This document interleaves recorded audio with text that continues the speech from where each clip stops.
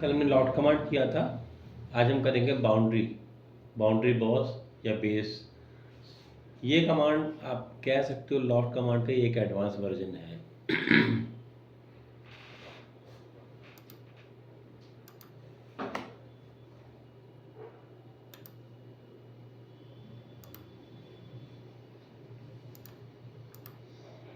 मैंने top plane पे एक स्केच को ड्रॉ किया। उसके बाद में हमने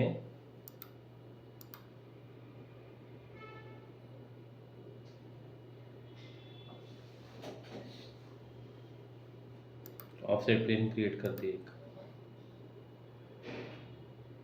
जैसे हमने पहले किया था।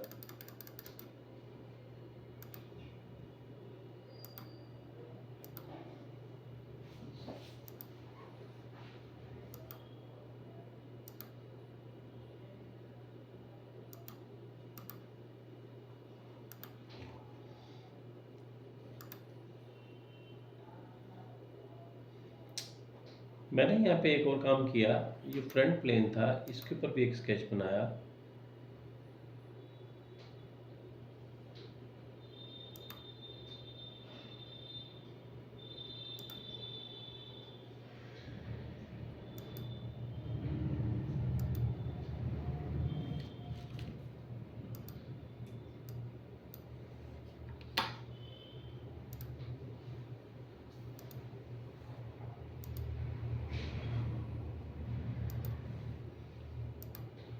कुछ इस तरीके से प्लेन्स को हाइड कर देते हैं। आपने जब बाउंड्री बॉस कमांड दिया तो इसने कहा सिलेक्ट करने के लिए आपको सेक्शंस। हमने सेक्शन 1 सिलेक्ट करा, हमने सेक्शन 2 सिलेक्ट करा। इन दोनों को सिलेक्ट करने पे हमें समवट सेम वही रिजल्ट दिखाई दे रहा है जो हमने पहले देखा था, कोई खास फर्क नहीं है। अगर मैं टॉप व्यू में ले जाऊँ इसको, और ये जो इसके स्टार्टिंग पॉइंट थे इनको मैच करते हैं। ये देखो, ये मैंने इसके स्टार्टिंग पॉइंट्स पे मैच कर दिया तो ये स्ट्रेट हो गया।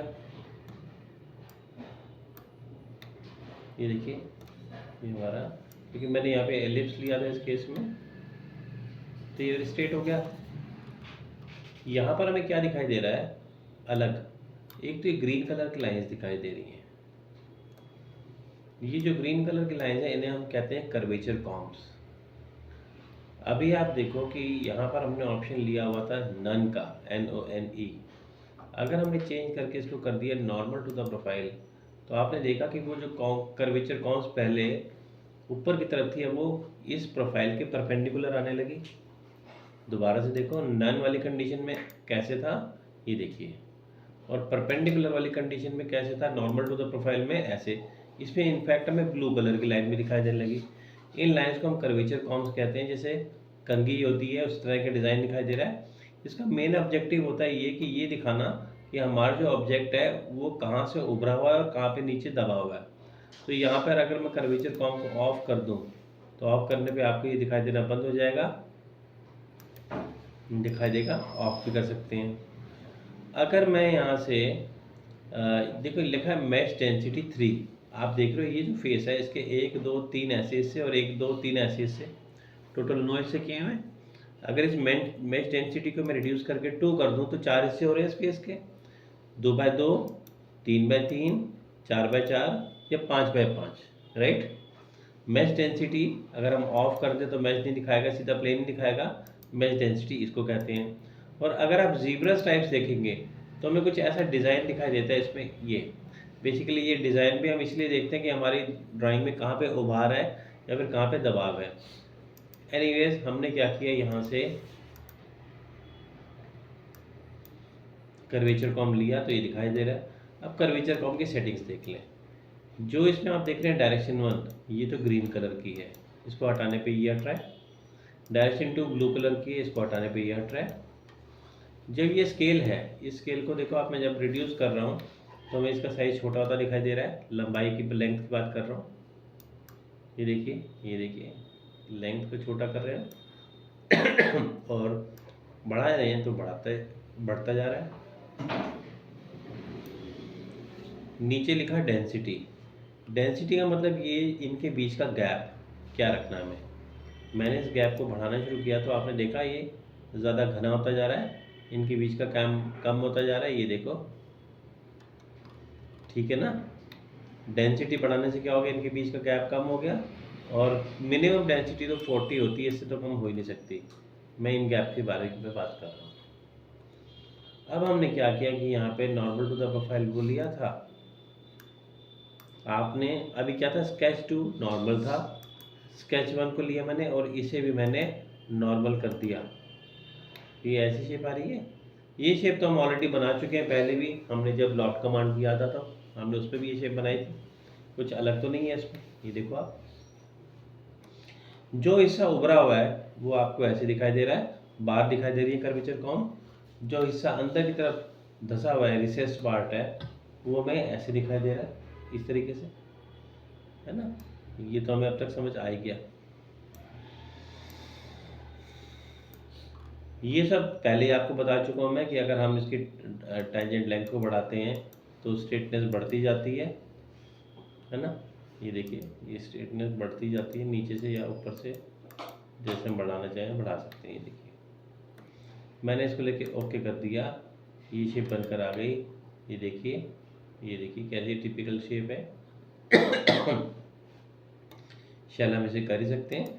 कई जगह पे हमसे शेल नहीं हो पाता, वहाँ पर क्या होता है, अगर हमारी ऑब्जेक्ट, मैंने आपको शुरू में ही बताया था कि शेल कमांड जहाँ पे जितना सिंपल प्रोफाइल होगा, जितनी सिंपल शेप होगी, वहाँ पे शेल करना उतना आसान होगा। लेकिन जितनी ज़्यादा टिपिकल और कॉम्प्लिकेटेड शेप होगी, उतना शेल करना मुश्किल हो जाएगा। तो पहली बात तो शेल को थिकनेस दो कम। अब मैंने देखो इसमें यहाँ पे दी थिकनेस, कम थिकनेस दी थी, तो देखिए शेलिंग हो गई इसमें। अच्छा, ये अलग कैसे हुआ लॉफ्ट से, अब ये समझ लेते हैं। मैंने वापस इसको अंडू करा, फिर से हमने कमांड दी बाउंड्री का, सिलेक्ट करा 1, सिलेक्ट करा 2, और ये मैंने मैचिंग करने के लिए ये पॉइंट, स्टार्टिंग पॉइंट इसके,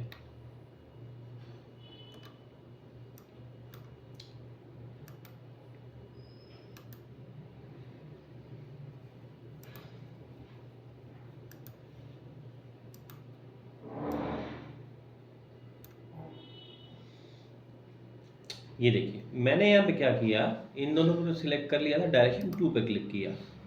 ये जो मैंने एक आर्क बनाई थी दोनों को टच करते हुए, मैंने इसको सिलेक्ट करा। जैसे ही आपने इसको सिलेक्ट करा, आपने देखा कि इसने उसी की शेप को एक्वायर कर लिया। ये देखो सभी बाकी उसी के पैरेलल आ रही हैं, इसने वही वाली शेप एक्वायर कर ली और उसी की तरह से बन गया। ये देखिए, ये ऑप्शन हमारे पास लॉफ्ट में नहीं था, है ना। ये अगर मैं यहाँ से इसकी मैच डेंसिटी, इसके स्केल को बढ़ा दूँ तो ये देखो आपको बढ़ता दिखाई दे रहा है। ये देखिए अंदर की तरफ हिस्सा दबा हुआ और ये हिस्सा दबा, इस तरफ में उभरा हुआ। जो हमने डेंसिटी रखी थी उसके हिसाब से 5x5 हर एक फेस पे 25 बने हुए हैं।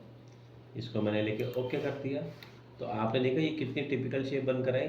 ये फ़र्क है उससे, हम इसमें डायरेक्शन 2 दे सकते हैं, उसमें नहीं था ये पॉसिबल। और देखिए मैंने क्या किया, इसको फिर से अंडू कर दिया, कमांड को अंडू करने के बाद ये वापस ऐसे पहले जैसा हो गया। मैंने राइट वाला प्लेन सिलेक्ट करा और हम स्केच में गए। मैंने यहाँ पर एक लाइन लगाई, ये देखिए ऐसे एक एंगल पे लाइन लगाई ये,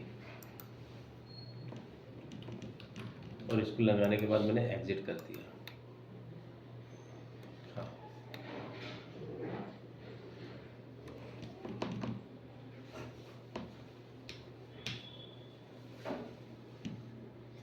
तो हमने फ्रंट प्लेन सिलेक्ट करा, स्केच पे गए और एक मैंने लाइन यहाँ पे लगा दी ऐसे करके, ऐसे। ये जो मैंने लाइन लगाई है इसे मैं एक डायरेक्शन वेक्टर की तरह यूज़ करूँगा। अब तक पुलिंग डायरेक्शन क्या होती थी, पुलिंग डायरेक्शन में हम 90 डिग्री के एंगल पे किसी भी चीज़ को पुल किया करते थे। अब आप इसको एग्जिट करा, हमने लाइन यहाँ पे हमने ड्रॉ की थी, हमने कमांड दी बाउंड्री का, सिलेक्ट करा आपने यहाँ से इसको 1, सिलेक्ट करा आपने इसको यहाँ से 2, जैसे आपको समझाया था मैंने, और यहाँ से ये आपने देखा बन रहा हमारा।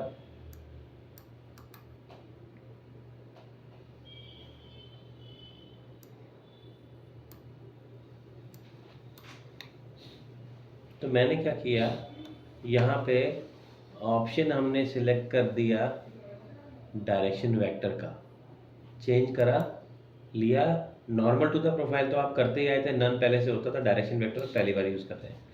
डायरेक्शन वेक्टर दिया आपने और आपने जाके इस वाली लाइन को सिलेक्ट करा।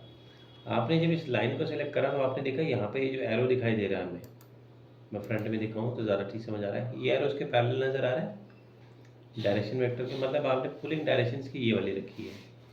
अगर मैं इस डायरेक्शन वेक्टर को रिवर्स कर दूँ, अगर मैं इसे रिवर्स कर दूँ तो देखो डायरेक्शन अंदर की तरफ या बाहर की तरफ आ रहा है। मैं थोड़ी देर के लिए कर्वेचर कॉम्स को ऑफ कर देता हूँ। ये देखिए अब यहाँ ठीक दिखाई दे रहा है हमें। ये देखो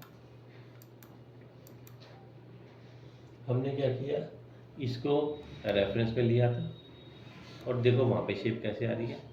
ठीक है, ऐसे मैंने क्या किया, दूसरा जो था इसको भी मैंने डायरेक्शन वेक्टर लिया और इसको मैंने सिलेक्ट कर दिया इसके साथ। आप दोनों में भी ले सकते थे, तो मैंने आप देखो यहाँ पे हमने डायरेक्शन, इसके लिए भी डायरेक्शन वेक्टर बताया, इसके लिए भी डायरेक्शन वेक्टर बताया। अगर हम चाहें तो हम वो तो कर ही सकते थे, ये जो है इसको सिलेक्ट करके आपने सेकंड कर्व बनाई थी इसको सिलेक्ट आप कर ही सकते थे।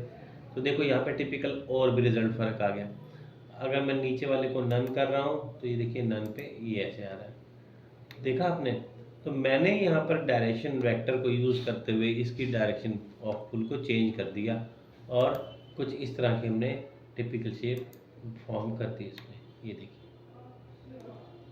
ठीक, ये देखिए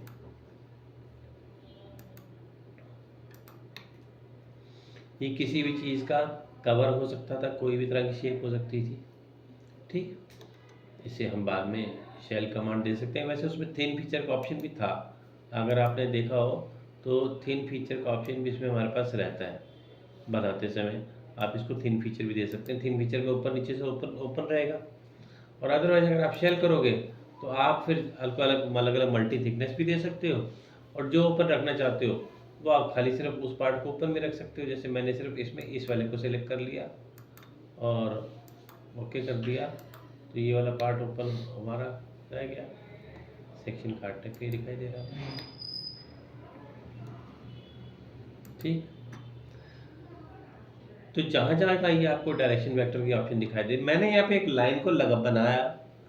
हमारे पास अगर पहले से बनी हुई किसी ऑब्जेक्ट की कोई एज है, लीनियर एज, लीनियर मतलब स्ट्रेट राउंड वाली आर्क नहीं चलेगी, तो उसे भी हम सिलेक्ट कर सकते हैं डायरेक्शन वेक्टर के तौर पे। ये हमारी पुलिंग डायरेक्शन को बता रहा है ना। अगर हम किसी चीज़ को पुल कर रहे हैं, मान लीजिए हमारे पास एक कोई लोड है यहाँ पे और ऊपर से हमारे पास पुली करके हमारे पास रोप है, इसको ऐसे खींचो तो ऊपर जाएगा, ऐसे जाएगा, है ना। अगर आप इसके एंगल को चेंज कर देंगे तो उसके साथ साथ इसका एंगल भी चेंज होगा। तो जब हम पुलिंग डायरेक्शन में एंगल चेंज करते हैं तो साथ साथ रिजल्ट का भी फर्क आता है। अब ये तो हमने देखा था, इसमें हम इसको कट ऑप्शन भी देखेंगे। मैंने इसे वापस करा, कट के लिए आपको पता ही है, हमने यहाँ से एक्सट्रूड लिया,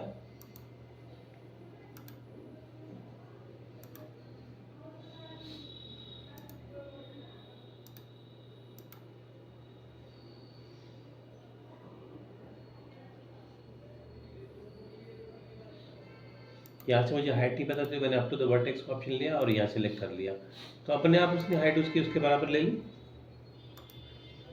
आपने अब यहाँ से बाउंड्री कट दोबारा से लिया, सिलेक्ट करा 1, सिलेक्ट करा 2, क्योंकि देखिए मैंने यहाँ पे ना एलिप्स बनाया था, सर्कल की जगह एलिप्स बनाया था, तो इसलिए आप देखें मुझे यहाँ पे थोड़ा सा इसकी सेटिंग करनी पड़ रही है ना। इसको स्ट्रेट रखने के लिए मुझे इसकी थोड़ी सी सेटिंग करनी पड़ रही है।